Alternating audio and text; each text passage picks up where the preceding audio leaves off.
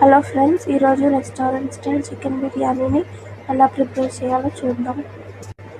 ముందుగా 1 kg చికెన్ని ఒక బౌల్లోకి తీసుకోవాలి. అందులో biryani ingredients, 1 spoon ginger garlic paste, పసుపు, కారం, టేస్ట్కి సరిపోటు సాల్ట్ని యాడ్ చేసుకోవాలి. అందులోనే కొంచెం ఆయిల్, పెరుగు అండ్ హాఫ్ లెమన్ని పిండుకొని ఈ పేస్ట్ అంతా ఆ పీసెస్కి పట్టేలాగా బాగా కలుపుకొని ఒక 30 to 40 minutes మ్యారినేట్ చేయాలి. దీనికి మనం ఇలా కలుపుకున్న తర్వాత దీన్ని ఫ్రిడ్జ్లో పెట్టుకుంటాం. అప్పుడైతే మనకి చికెన్ జ్యూసీగా ఉంటుంది. నెక్స్ట్ నేను ఇక్కడ కేజీ చికెన్ తీసుకున్నాను కాబట్టి కేజీ రైస్ తీసుకుంటాను.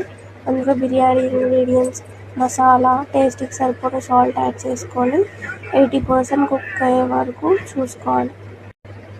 పక్కన మనం ఇందాక మ్యారినేట్ చేసి పెట్టుకున్న చికెన్ని బయట పెట్టుకొని ఇక్కడ చూపించినట్టుగా రైస్ ఇలా 80% కుక్ అయితే చాలు.